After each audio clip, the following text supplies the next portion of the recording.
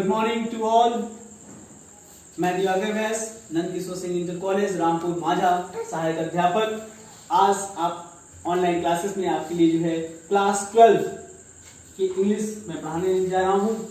सबसे पहले मैं आपको पोएम्स पढ़ाऊंगा।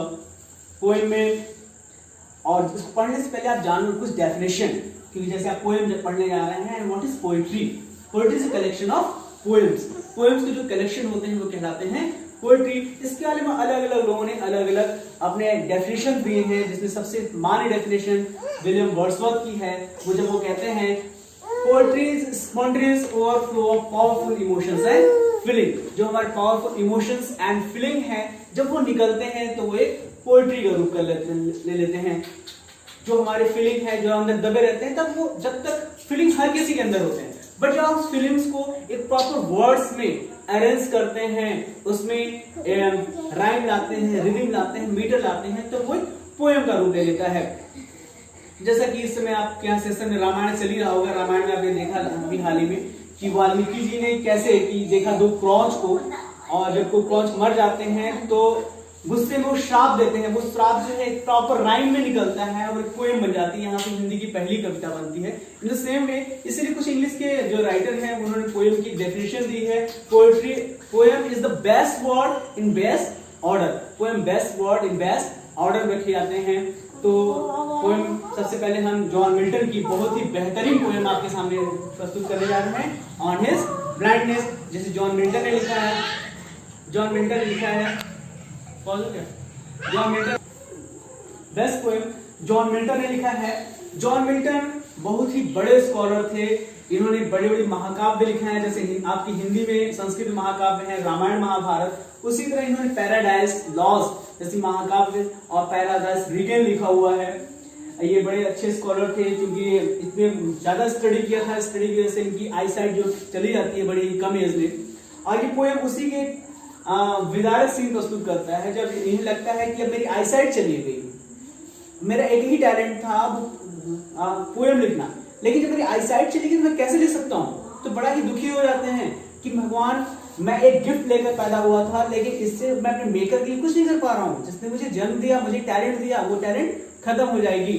तो लेकिन जब जैसे जैसे बातें कहते जाते हैं, दुख में डूबे रहते हैं, तो पोएम की लास्ट में जो है लाइन आती है, वहां पे इन्हें लगता है, अपने आप को कंट्रोल करते हैं कि भगवान को किसी की सेवा की जरूरत नहीं है। क्यों जरूरत है? क्योंकि थाउजेंड्स आर वेटिंग, हजारों लोग इंतजार कर रहे हैं टू सर्व हिम, उनकी सेवा करने के लिए। तो भगवान को किसी की सेवा की जरूरत नहीं है। Only there should be a will, इच्छा पावर होना चाहिए कि आप उनकी सेवा करना चाहते हैं। Who only stands and wait, जो कि खड़े रहते हैं, इंतजार करते हैं भगवान की सेवा करने के लिए, वास्तव में वो भी भगवान की सेवा करते हैं। तो हम पोएम शुरू करते हैं।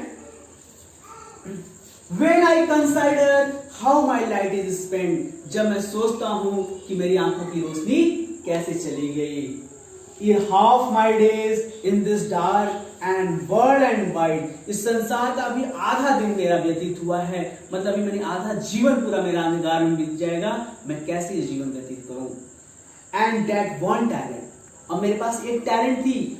For which talent he is talking about, किस टैलेंट की बात कर रहे हैं? ये उस टैलेंट की बात कर रहे हैं जो पोएटिक टैलेंट था इनके पास। And that one talent which is death to hide, और जो मेरे पास टैलेंट था अब मेरी मौत के साथ ही वो खत्म हो जाएगा। उस टैलेंट का मैं कोई यूज नहीं कर पाऊंगी। लॉस विद मी यूजलेस, जो टैलेंट मेरे पास था अब वो यूजलेस मेरे पास पड़ा हुआ है। दो माई सोल मूवमेंट, यद्यपि मेरी जो आत्मा है वो चाहती है to serve there with my maker, उस टैलेंट से मैं अपनी मेकर की, अपनी मेकर मतलब गॉड, उस गॉड की मैं सेवा करता। यदि मेरे पास एक पोएटिक टैलेंट अब भी होता, मेरी आंखें होती, तो मैं अपने सर मेकर भगवान की सेवा में कुछ चीजें प्रस्तुत करता। And present my true account, अपनी सच्ची भक्ति, अपनी सच्ची श्रद्धा भगवान को दे पाता। लिस्ट ही रिटर्निंग चाइल्ड, लेकिन उसे लगता है कि अब भगवान की मैं सेवा नहीं कर पा रहा हूं, उसकी लिए कुछ नहीं लिख पा रहा हूं, तो वो मुझसे नाराज हो जाएगा। जैसे ये बात कहते हैं, उनके मन से एक आवाज आती है, खुद से प्रश्न पूछते हैं, doth God exact deliver light deny it, क्या भगवान ऐसे इंसान से भी कि जिसने अपनी आईसाइट खो दी हो, उससे क्या श्रम की वो चाहत रखते हैं? क्या उससे वो एक्सपेक्ट करेंगे कि मैं उसके लिए कुछ कर सकता हूं? I fondly I ask, but patience to prevent. मैं अपने आप से पूछता हूँ लेकिन मेरा धैर्य मुझे रोक देता है।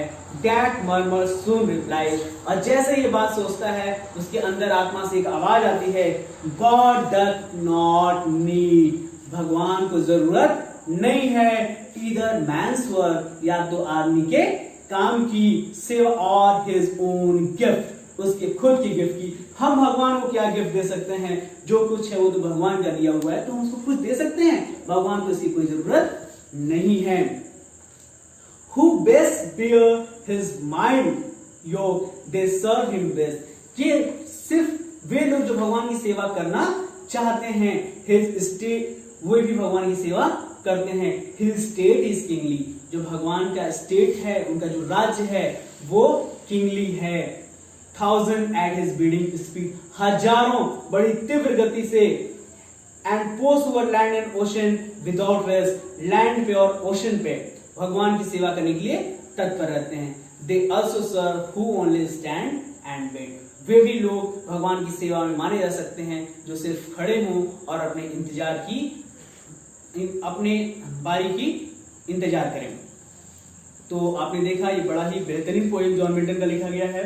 इसके कुछ एप्रिशिएशंस के बारे में बता देंगे। It is a personal sonnet, ये पर्सनल सोनेट है। पर्सनल सोनेट में से पर्सनल ग्रीफ है। ये पोएट जब खुद दुखी होता है तो अपनी बात को जो कहता है, that is called personal sonnet. And it points out the poet's agony due to blindness. Poet जो है ब्लाइंड है, इसलिए बड़े ही एगोनी में है। The poet unlimited faith in God's work, और पोएट का अनलिमिटेड फेथ है गॉड के वर्क में। हैज नो कंप्लेंट, लास्ट में कोई कंप्लेंट नहीं करता है। Rather he says that those who stand and wait also serve him, वे लोग जो स्टैंड रहते हैं और अपनी बारी का इंतजार करते हैं, जो भगवान की सेवा करना चाहते हैं, वो भी एक तरह से भगवान की सेवा कर देते हैं। जैसे कि आपने देखा था कि कबीर दास के बारे में कहा जाता है कि एक बार वो जूता सिल रहे थे, तो किसी ने कहा कि आप पूजा करने जो है नहीं जा रहे हो वहां पर गंगा जी के पास, तुम यहाँ पे क्या कर रहे हो? तो उन्होंने कहा कि मेरी पूजा जो है यहीं पे हो जा रही है क्योंकि मेरे मन में ईश्वर है। और उन्हें जो है कटौती में है कि गंगा का आभास हो जाता है। तो जरूरी नहीं कि आप मंदिर जाओ, मस्जिद जाओ, कहीं जाओ, stay home, follow the rules of regulation and अपने माइंड्स को आप जो है प्योर रखो, अच्छे विचार रखिए।